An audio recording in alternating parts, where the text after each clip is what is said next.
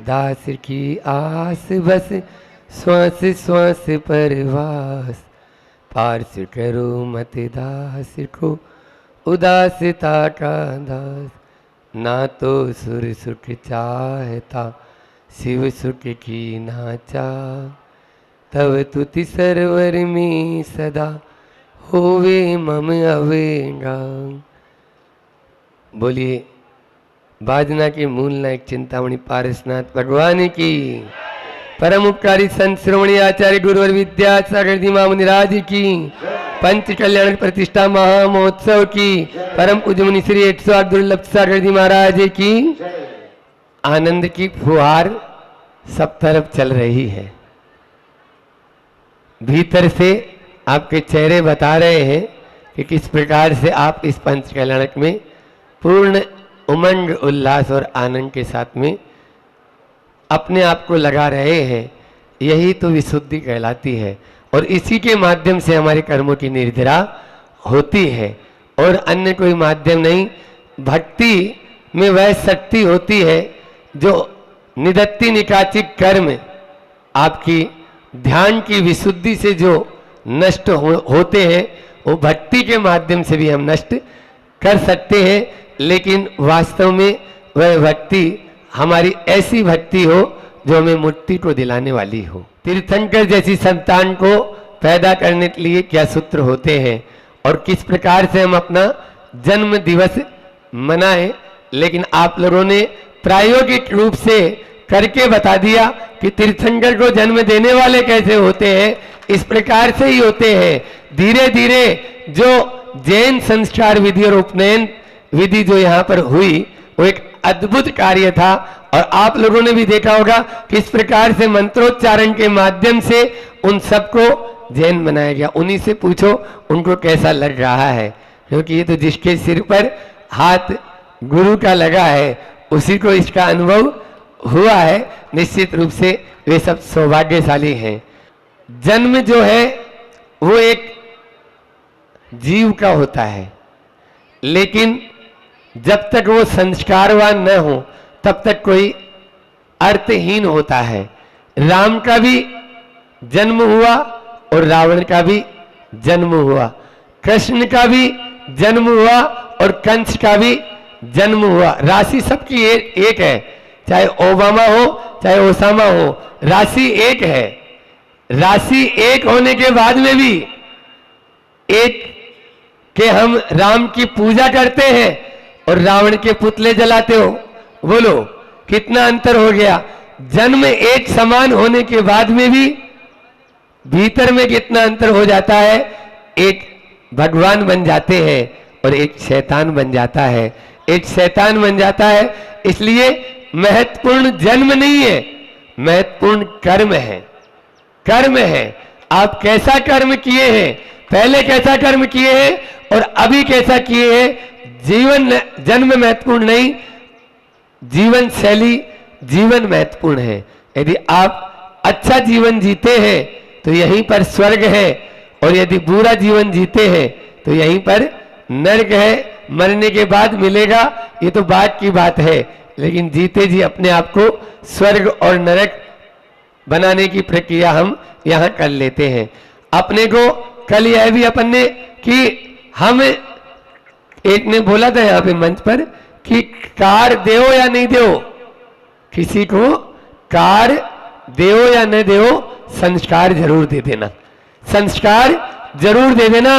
संस्कारों के माध्यम से ही हम अपने जीवन को उन्नत बना सकते हैं और अपने बालकों के जीवन को भी उन्नत बना सकते हैं। तभी हम अपने जीवन को धन्य कर सकते हैं और ये जीवन प्राप्त करना भी हमारा तभी सार्थक होगा।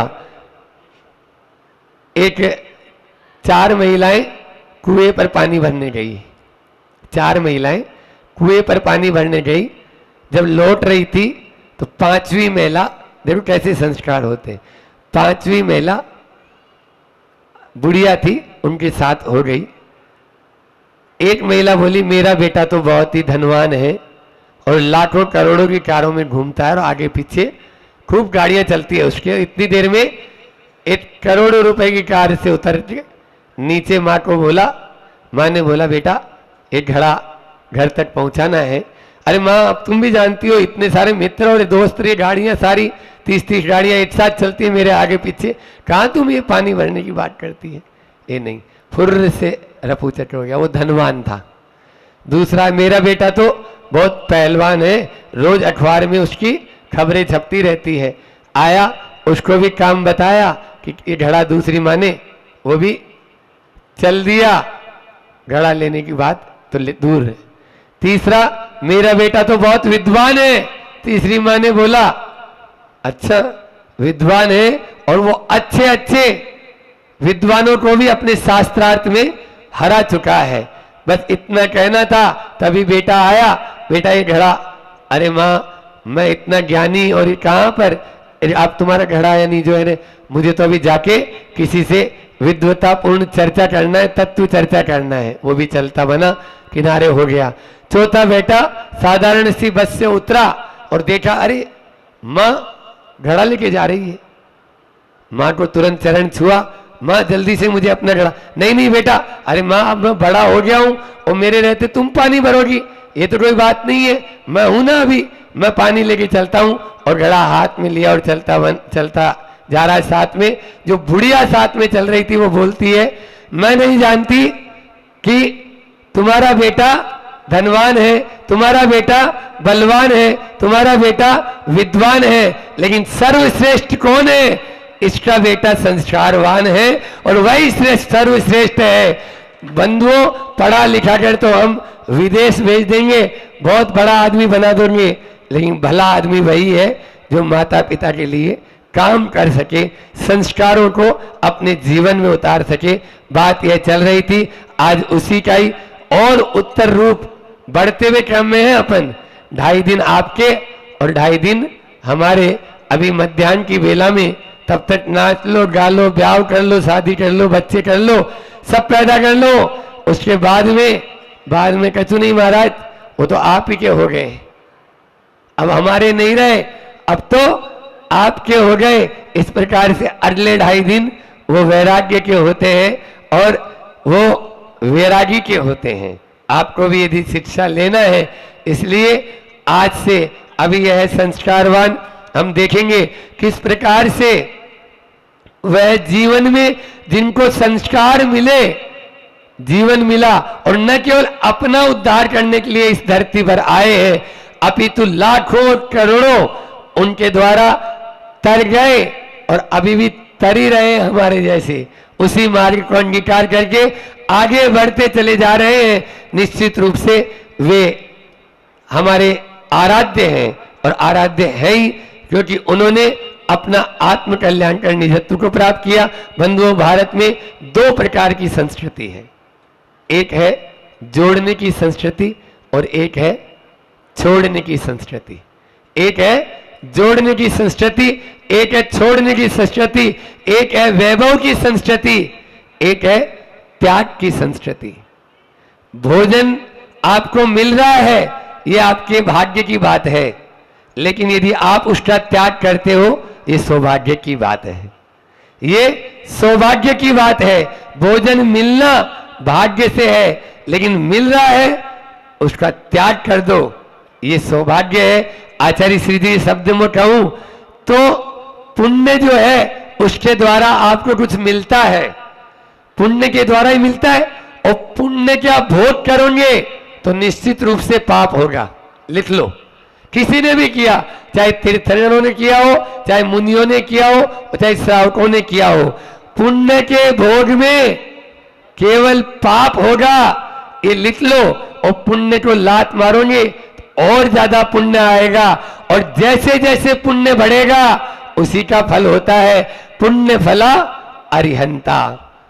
प्रवचन सार में आचार्य कुंद कह रहे पुण्य फला अरिहंता। उसी प्रवचन सार में आचार्य श्री जी आचार्य कुंद भगवान कह रहे हैं कि परिवज्जतु सामन्नम यदि दुख परिमोक्षम, यदि तुम दुखों से छुटकारा प्राप्त करना चाहते हो तो तुम सामान्य को अंगीकार करो।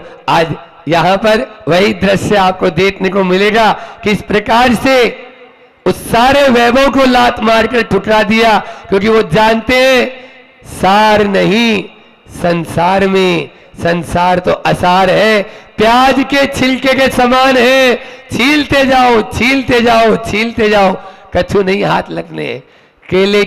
केले का पेड़ देखा आपने? हाँ, आपके कुछ भी हाथ आने वाला नहीं है। दुख परिमोक्षम परिवज्जद्दु सामण्यम। अपन को सामान्य को आज करो तो और कल करो तो, अभी करो तो और आज करो तो और अभी करो तो, ठीक है ना? ये सामान्य ही है जिसके द्वारा हम अपने दुखों को सुख में बदल सकते हैं। सारी सब जानते हैं आप लोगों की बहुत सारी समस्याएं हैं, तो मैं कहता हूं कि यदि छूटना चाहते हो अपनी समस्या से तो तपस्या कर लो। समस्या और तपस्या ज्यादा अंतर नहीं है। आप अपनी समस्या को कम करना चाहते हो तो तपस्या कर लो। कोई मोटा आदमी है, अब वो मोटा है तो अस्पताल में जाने से पतला हो रहा क्या? बोलो, अस्पताल वाला तो उसको दवाई दे देगा। अरे हमारे आचार्य श्री जी कहते हैं उपवास चिकित्सा, एक किताब का नाम है उपवास चिकित्सा, वो पढ़ लो और उसके ऊपर फॉलो करना शुरू कर दो, पतले हो जाओगे। और हमारे यहां तो पहला तप ही है अनशन। 12 तपों में पहला तप कौन सा है? बोलो, तपस्या हो गई। तो इसलिए दुखों से छूटना है तो आपको अन्यत्र जाने की जरूरत नहीं है, तीर्थंकर प्रभु के चरणों में आ जाओ, आप अपने दुखों से छुटकारा पा लोगे। जो उन्होंने फार्मूला बताया वो फार्मूला कहीं नहीं मिलेगा और सस्ता सुंदर टिकाऊ है। ये और बता दूं, अब इसमें कोई पैसा लग गया बोलो? वो तो आपका पैसा भी ले लेता है, गांठ हो गई तो गांठ भी निकाल के रख लेगा आपकी, और आपको कष्ट भी देगा, आपको हर तरह से आपका धर्म भी भ्रष्ट कर देगा। कष्ट भी दिया, भ्रष्ट भी किया, और फिर भी आपको वही इष्ट लग रहा है। जो परम इष्ट है उसको इष्ट नहीं मान रहे और उस डॉक्टर साहब को इष्ट मान रहे हो। बोलो, क्या ये आपका उचित है? अपनी गर्भान में झांक के देख लेना। मैं नहीं बोल रहा हूं, तो मैं बोल रहा था एक तरफ वैभव है, एक तरफ त्याग है, एक तरफ इकट्ठा करना है, एक तरफ छोड़ना है। तो पुण्यवान वो नहीं जो भोग कर रहे हैं, पुण्यवान वो है जो भोग को छोड़ रहे हैं। पुण्यवान वो है जो भोग को छोड़ रहे हैं। इसलिए जो भोग मिले हैं उनको छोड़ने में ही, आपको उदाहरण दे दूं प्रैक्टिकल, पूज्य महाराज श्री तो कहते ही हैं, है ना? तो जीवंत उदाहरण है, जबलपुर में आपने देखा होगा 2 पहाड़ हैं, एक मड़िया जी और उसी के सामने एक पहाड़ और है, रानी दुर्गावती। क्या है? रानी दुर्गावती का महल था उस पहाड़ के ऊपर, जो आज खंडहर में तब्दील हो गया। और इधर इस पहाड़ पर एक छोटी सी मड़िया थी जो आज एक तीर्थ का रूप धारण कर ली। वैभव का महल एक दिन ढहकर धराशायी हो जाएगा और त्याग की, तपस्या की वह मड़िया एक दिन तीर्थ का रूप ले लेगी, एक दिन आपको पूज्य बना देगी। ये आपके ऊपर निर्भर है, आप वैभव को किस काम में लेते हो। अरे वैभव को ठोकर मार दोगे, त्याग कर दोगे तो आप भी पूज्य हो जाएंगे और अन्य के लिए आदर्श भी बन जाएंगे। आदर्श पंच कल्याण करने वालों, आदर्श बनना है। दर्पण तभी बन पाओगे जब आप अपने पास में जो है उसको ठोकर मारेंगे, और ऐसा नहीं है तो है नहीं, और उसके बाद में भी वो तंदुल मत्स्य और कौन सा राघव मत्स्य, वो तंदुल मत्स्य की कैपेसिटी नहीं है। इतनो सो तंदुल यानी चावल, और मैं होता तो सबको खा जाता। लो, 7वें नरक की आयु का बंद। बोलो, केवल यही तो कमाल है भाव का। और वो राघव मत्स्य के अंदर जा रही है, मछलियां आ रही है, 1000 योजन लंबा चौड़ा, फिर भी कोई फर्क नहीं, ऊपर जाता है अणुव्रति होकर। अणुव्रति होकर, सुन लो, उससे भी गए बीते थोड़ी है। इसलिए आप लोगों से सबसे यही कहना चाहूंगा, आज तप कल्याण के दिन भले ही छोटा सा तप ले, घुटनों केवल चलते चलते पांव खड़े हो जाते हैं, और छोटे छोटे नियम ही एक दिन बहुत बड़े हो जाते हैं। छोटे छोटे नियम ही एक दिन बहुत बड़े हो जाते हैं। हम भी आज ही जो यहाँ बैठे हैं ऐसे नहीं, हम छोटे छोटे नियम लेते थे। आज वाहन में नहीं बैठेंगे, आज गद्दे पे नहीं सोएंगे, आज चटाई का भी त्याग कर देंगे, आज भोजन में ऊपर से नमक नहीं लेंगे, आज हम केला नहीं खाएंगे, आज ये नहीं खाएंगे, आज वो नहीं लेंगे। इस प्रकार से नियम लेते थे घर पे। मैं तो यही कहना चाहता हूं, साधु नहीं बन सकते हो कोई बात नहीं, श्रावक तो बन जाओ, श्रावक तो बन जाओ। श्रावक भी बन जाएंगे तब कल्याणक मनाना अपना सार्थक हो जाएगा।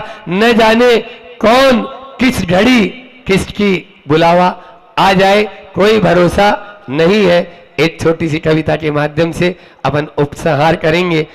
भरोसा मत करो, सांसों की डोरी टूट जाती है। आज वैराग्य का दृश्य है। भरोसा मत करो, सांसों की डोरी टूट जाती है, छतें महसूस रहती है, हवेली टूट जाती है, छतें महसूस रहती है, हवेली टूट जाती है। कहीं कोई कलाई एक चूड़ी को तरसती है, कहीं कोई कलाई एक चूड़ी को तरसती है, कहीं कंगन के झटके से कलाई टूट जाती है, कहीं कंगन के झटके से कलाई टूट जाती है। भरोसा मत करो, सांसों की डोरी टूट जाती है, छतें महसूस रहती है, हवेली टूट जाती है। लड़कपन में, सुनो बच्चियों, लड़कपन में किए वादों की कीमत कुछ नहीं होती, लड़कपन में किए वादों की कीमत कुछ नहीं होती।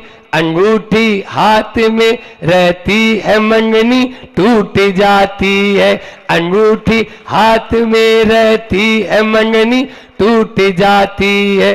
भरोसा मत करो, सांसों की डोरी टूट जाती है, छतें महसूस रहती है, हवेली टूट जाती है।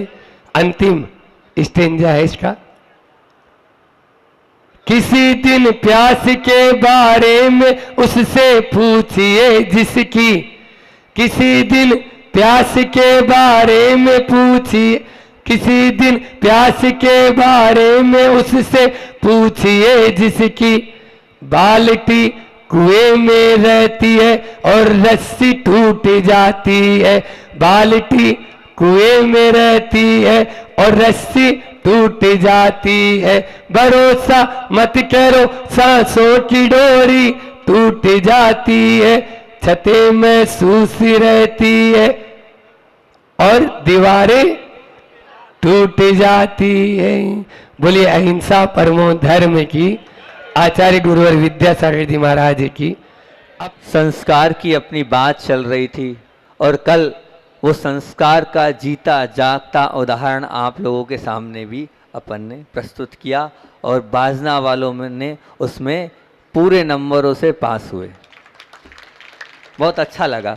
मैंने कल भी कहा था कि आपकी विशुद्धि बढ़ी या नहीं बढ़ी, लेकिन जब मैं मंत्र का उच्चारण कर रहा था और भावना बहा रहा था, सम्यक दर्शन की प्राप्ति हो, सम्यक ज्ञान की प्राप्ति हो, सम्यक चारित्र की प्राप्ति हो, ये चक्रवर्ती बने, ये तीर्थंकर बने, ये गंधर परमेष्टि बने, ये आचार्य बने, ये उपाध्याय बने, ये साधु बने, जब ये संस्कार कर रहा था तो मैं अंदर से ऐसे रोम रोम पुलकित हो रहे थे, मेरे आनंद आ रहा था कि देखो कितने लोगों को मैं सत श्रावक बना रहा हूँ, उत्कृष्ट पद के लिए कर रहा हूँ। महाराज जी और हमारे माध्यम से जो संस्कार चल रहे थे, वो संस्कारों में अलग ही आनंद आ रहा था। तो एक उदाहरण लेता हूँ, अगर चींटी के बगल में लड्डू हमने रख दिया और वो चींटी के बगल में जो लड्डू रख दिया है, वो चींटी उससे बड़े प्रसन्नता का अनुभव करती है, और वही चींटी के ऊपर रख दिया तो बताओ क्या होगा।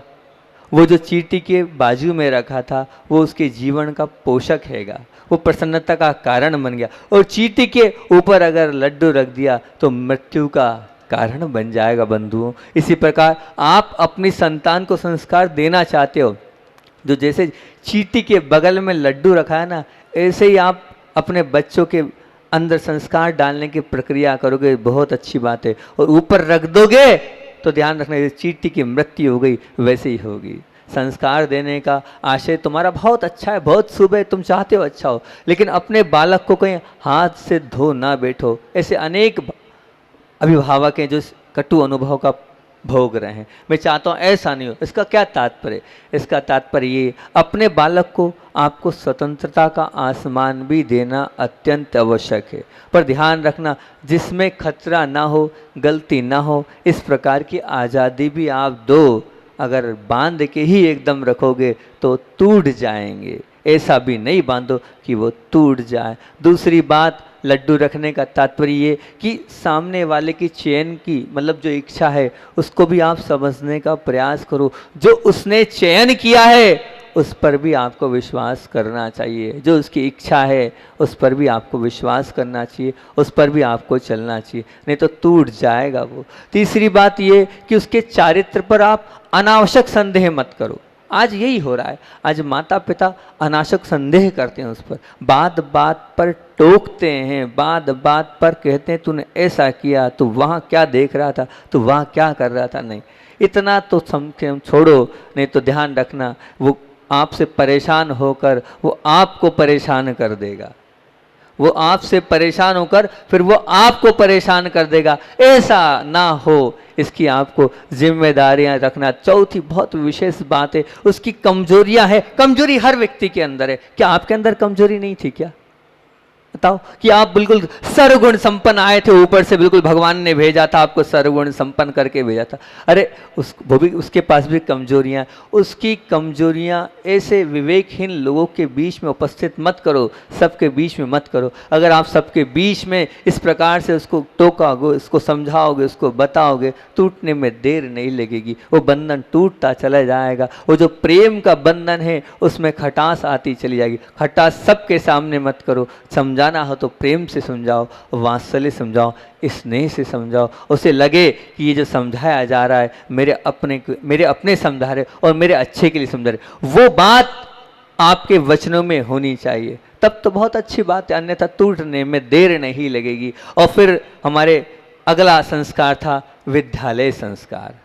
मैं स्कूल बोलता था, महाराज जी बार बार टोकते, महाराज जी स्कूल मत बोला करो, अंग्रेजी नहीं बोलना है। अब मैंने सुधार लिया, उसको प्रयास करूंगा। विद्यालय संस्कार, तो विद्यालय संस्कार से तात्पर्य क्या है? आज अभी एक स्कूल में सब बच्चे बैठे थे, क्योंकि मैंने बार बार कहा मैं तो सच्ची बातों को ही ज़्यादा आपके सामने रखने को पसंद करता हूँ। मेरे पुण्य से मुझे मिल भी जाती है, वो कहीं से पढ़ने को, कहीं से सुनने को मिल भी जाती है। तो एक स्कूल में एक शिक्षक पहुँचे और उन्होंने एक विद्यालय में, महाराज जी देख रहे हैं, एक विद्यालय में एक शिक्षक पहुँचे। तो वो शिक्षक पहुँचे तो वहाँ पर उन्होंने पूछा बच्चों से, बोले एक बात बताओ, जब पढ़ते थे तो हम अपने जो शिक्षक थे उनके उपनाम रखते थे, कुछ ना कुछ बोलते थे, तो आप लोगों ने भी रखा है क्या? तो बच्चों ने बड़े उससे हर्ष और उल्लास, हाँ हाँ हमने भी अपने शिक्षकों के नाम रखे। बोले क्या रखे आपने अपने शिक्षकों के नाम? बोले बताएं हम, फलाने फलाने जो हमारे शिक्षक है वो कौन है? Osama bin Laden. बोले वो हिटलर हैं। बोले वो दाऊद इब्राहिम हैं। बोले वो जग्गा डाकू हैं। बोले वो जो दूसरी जो शिक्षिका है, बोले ऐश्वर्या राय है। वो वाली बोले वो फूलन देवी है। ये है आज के बच्चों की शिक्षा उन विद्यालयों में, जो इस प्रकार के नाम शिक्षक और शिक्षिकाओं के रख रहे हैं। उनने झांसी की रानी नहीं बोला, उनने विवेकानंद नहीं बोला, उनने सुभाष चंद्र बोस नहीं बोला, उनने महात्मा गांधी नहीं बोला। आज ये बच्चों की स्थिति हो रही है, इस प्रकार की विद्यालय की पढ़ाई है। और विद्यालय में जो पढ़ाया जाए उसमें माता पिता क्या कर सकते हैं? माता पिता कहते हैं हम क्या कर सकते हैं? बच्चों को विद्यालय भेजकर हमारी जिम्मेदारी तो पूरी हो गई, हम उसमें क्या करें? लेकिन आप बच्चों को जो विद्यालय में क्या पढ़ाना चाहिए, किसे पढ़ाना चाहिए, किस प्रकार से पढ़ाना चाहिए, किस माहौल में पढ़ाना चाहिए, इस बात से आप बेफिक्र हैं। नहीं, आपको बेफिक्र नहीं होना चाहिए। बात आप तो कह रहे हो नहीं अब हम क्या कर सकते हैं? अब हमारे घर में हम जब तक थे तब तक तो हमने मेहनत करी और मेहनत करके बच्चों को भेज दिया। अब वो वहाँ जैसा माहौल मिल रहा, अब वो वैसा हो रहा तो हम क्या करें? आज बहुत बड़ी कमी है पूरे देश में कि महंगी विद्यालय तो बहुत हैं, लेकिन संस्कारवान विद्यालय नहीं। इस बात की तो कमी है, और वो कमी अगर पूरी करी है तो आचार्य भगवान ने करी है पूरी, और प्रतिभा स्थली को देकर करी आप लोगों के बीच में। एक नहीं, दो नहीं, तीन नहीं, चार चार प्रतिभा स्थली खुल गई है। आप भावना बनाओ कि हमारे बाजना जैसे गांव में भी ऐसी प्रतिभा स्थली खुले। क्या बात है, भावना बनाने में क्या है। आपकी भावना होगी तो निश्चित होगा, ये मान के चलना। परंतु मैं इस चीज़ को नहीं मानता हूँ, इस चीज़ को मैं नहीं मानता। मैं आपके सामने को ये बात आप जो कह रहे हो कि हम क्या करें, हमारी क्या जिम्मेदारी है कि हम बच्चों को, हम अपने घर तक तो ठीक है, अब वहाँ जाता है, वहाँ जाके वो बिगड़ता ही है, वो तो सवाल नहीं आप। तो अब मैं आपके सामने एक बात बोलता हूँ। आप लोगों ने सबने क्रिकेट का मैच तो देखा होगा, देखा है। अब क्रिकेट के मैच में बल्लेबाज भी है, बॉलर भी है, और बॉलर इतना खूंखार होता है, वो इतनी खतरनाक बॉलिंग करता है, वो उसके तो भाव ये होते हैं कि मैं इतनी खतरनाक, इतनी फास्ट बॉलिंग करूं कि उसको जो बैट्समैन है उसके हाथ पैर भी टूट जाए, उसको कोई परवाह नहीं, बस किसी तरह से बल्लेबाज को टिकने नहीं देना है, ये उसकी इच्छा होती है। और उसके बावजूद जो बैट्समैन होता है, जो खेलता है पिच पर, वो कहता है कितनी भी खतरनाक बॉलिंग कर, मैं टिकूंगा और टिकने के बाद रन बनाऊंगा। और वो टिकता है, रन बनाता है, यहाँ तक कि शतक कर लेता है, द्विशतक कर लेता है। और अभी सुना त्रिशतक तक लग गई, ऐसा कुछ सुना है। हमारे जमाने में नहीं लगी थी, हो गई। हमारे समय दो शतक तक की बात थी, 4 तक हो गई लो, और 4 शतक तक। अब इतने खूंखार बल्लेबाजों, बॉलरों के बीच में बल्लेबाज टिका है कि नहीं टिका है? टिका। क्या कारण, आखिर क्या कारण है कि वो टिका है? तो जब उसके कारण पर अपन पहुंचते हैं, उसके मूल पर अपन पहुंचते हैं, तो उसने मेहनत करी थी, नेट प्रैक्टिस करी थी, उसने वो मेहनत करी थी वहाँ पर मैदान में। और उस मैदान में मेहनत के बाद वो उतरा था, और उतरने के बाद वो सब फील्डरों के बीच में, इतने निगाहों के बीच में भी 300 ना 400 रन बना के टिका है। सब तरफ से लगे, एक साथ लगे, और वो अकेला, और सब एक व्यक्ति और 11 लोग उसके पीछे पड़े हैं, उसके बावजूद भी वो टिका है। तो ध्यान रखना, वो बच्चा भले आपका एक संस्कारवान रहे, और पूरा विद्यालय अगर वो संस्कारवान नहीं, तो भी टिक सकता है अगर आपने घर में नेट प्रैक्टिस कराई होगी तो। जैसे वो टिका है बैट्समैन, नेट प्रैक्टिस के द्वारा टिका, ऐसे प्रैक्टिस कराओ, ऐसे संस्कार दो, तो वहां जाकर भी वो टिक सकता है। अगर संस्कार पोषक अथवा संस्कार वर्धक आप नहीं बच्चों को दे रहे हो, तो ध्यान रखना कोई मतलब नहीं। निश्चित नहीं है कि ऐसा मित्र मिले, उसको वहां संस्कार पोषक मित्र मिले, संस्कार वर्धक मित्र मिले, लेकिन माता पिता तो संस्कार पोषक हैं, संस्कार वर्धक हैं, उन्हें मिलना चाहिए। एक और घटना सुनाता हूँ, आपके सामने रखता हूँ, सत्य घटना है ये, सौराष्ट्र देश की घटना है, पढ़ी मैंने, वो आपके सामने रखता हूँ, देखा तो नहीं है मैंने। जैसे आपके सामने रखा, आपकी समस्या है, हमारे बच्चे जा रहे हैं, बच्चे जाने के बाद क्या होगा उनका कोई भरोसा नहीं है। माता पिता ने बचपन से बच्चों को पढ़ाया, यहाँ तक कि 5वीं तक की पढ़ाई तो घर में करी, इस बालक को स्कूल विद्यालय नहीं भेजा, कहाँ पढ़ाई?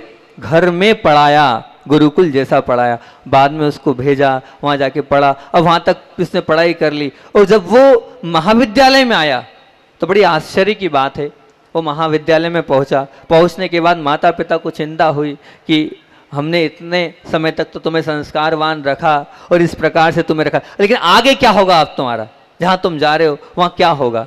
तो उसने कहा चिंता मत करना, दुनिया बदल जाएगी लेकिन मैं नहीं बदलूंगा। चिंता मत करना माता पिता, ये आपके चरणों की सौगंध है, मेरे अंदर क्षमता है, मैं पूरी दुनिया को बदल दूंगा। उसने एक उदाहरण पेश किया, बहुत अच्छा लगा। वो जब प्रथम दिन महाविद्यालय की सीढ़ी चढ़ा तो उसकी वेशभूषा क्या थी? उसकी वेशभूषा थी धोती, कुर्ता, टोपी और कुंडल। धोती, कुर्ता, टोपी और कुंडल पहनकर वो वहाँ महाविद्यालय की सीढ़ी पर चढ़ा। और जब वो सीढ़ी पे चढ़ा तो शरारती बालकों ने उसका मजाक उड़ाना प्रारंभ कर दिया। वो तो मन बना के गया था कि मेरा मजाक उड़ाया जाएगा, मेरी हंसी होगी और मेरे साथ सब कुछ अभद्र व्यवहार किया जाए, मैं तैयार हूँ। वो सीना तान के गया था कि मैं उन सब के लिए तैयार हूँ, उन सब के लिए खिल्ली उड़ाने के लिए वो तैयार था। सब कुछ 1 दिन सहा, 2 दिन सहा, 10 दिन सहा, महीने भर सहा। महीने भर के बाद वहाँ के जो लोग थे, अब क्या आश्चर्य की बात सुनना, वो तो सहन करते गया, लेकिन उसकी उस व्यवहारिकता को देखे, उसकी सज्जनता को देखे, उसके उस संस्कार को देख के सब लोगों के हृदय कांप उठे। और जो लोग चाहते थे कि हमें भी संस्कार बनना है, वो लोग उसके साथ हो गए। खुद तो था ही और साथ में अपने और लोगों को बढ़ा लिया, उसने साथ ले आया और उनके साथ उठना बैठना चालू कर दिया। और उसके जैसे, अपने सत्य घटना है, उसने जैसे धोती पहनी थी अपने साथ और भी लोगों को धोती पहना दी, टोपी पहना दी, तिलक लगवा दिया और कुंडल पहनवा दिया। बताओ, उस एक बालक ने ताकत थी उसके अंदर, अंदर से सामर्थ्य थी, सहन करके जो चाहते थे सुधरना, सबको तो नहीं सुधार पाया वो, लेकिन जो चाहते थे उनको सुधार लिया। और एक धाक बन गई थी उसकी, ऐसी धाक थी उसके अंदर, क्योंकि चेहरे का तेज, जिसका अंदर से अगर सामर्थ्य हो ना तो उसके चेहरे पे तेज झलकता है। उसकी धाक ये थी कि कुछ समय बाद, महीनों के बाद, अगर जो शरारती बालक बालिकाएं थी वो विद्यालय महाविद्यालय में कुछ करते थे, वो निकलता था तो शांत हो जाते थे।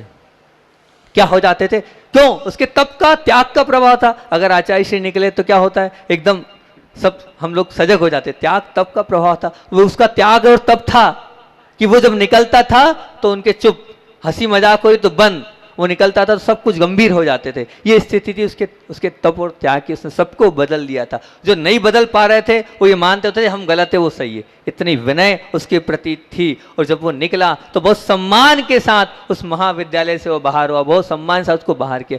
ये है, आप चाहेंगे अपने बच्चों को ऐसे नेट प्रैक्टिस कराएंगे तो ऐसा आपका बालक भी विद्यालय महाविद्यालय में जाकर एक अच्छा क्या पेश कर सकता है नमूना कि मैं भी हूँ संस्कार के लिए। आज की शिक्षा में प्रेम की कोई बात नहीं है, आज की शिक्षा में जिंदगी की कोई बात नहीं, आज की शिक्षा में नैतिकता की कोई बात नहीं। मैं तो कहता हूँ प्रथम आपकी काया मंदिर में गई, प्रथम पहले आपकी काया मंदिर में गई, फिर वचनों से आपने प्रभु की स्तुति करी, फिर मन से आपने प्रभु के गुणों को समझ पाया और समझा। प्रत्येक आत्मा के लिए धर्म का यही क्रम है और यही क्रम रहने वाला है। परंतु आज के समझदार लोग धर्म क्यों कराएं, ये भ्रम का शिकार हो रहे हैं। छोटे छोटे बच्चों क्या सीखते हैं, क्या पढ़ते हैं, ना समझी की उम्र में क्यों कराएं? मैं आज से पूछता हूँ, ना समझी की उम्र में बच्चों को रुलाकर आप स्कूल भेजते हैं कि नहीं? अभी ना समझते, क्या समझेगा वो? नहीं, लेकिन रो रहा है फिर भी धक्का मारते हैं। वो बीमार होता है तो जबरदस्ती इंजेक्शन लगाते हैं कि नहीं? उसको लगाते हैं आप। वो जब धूप में खेल रहा होता है तो आप उसको डांट फटकार के अंदर लाते कि नहीं? लाते हैं, बिल्कुल लाते हैं। उसके हाथ में अभी ना समझने नहीं, लेकिन मोबाइल थमाते हैं आप, है ना? उसको वीडियो गेम खिलाते हैं आप, उसको कार्टून दिखाते हैं आप। परंतु ना समझी में मैं ये पूछना चाहता हूँ, ना समझी में धर्म के प्रति प्रोत्साहन आप क्यों नहीं करा रहे हैं? ये आपकी गलत धारणा है।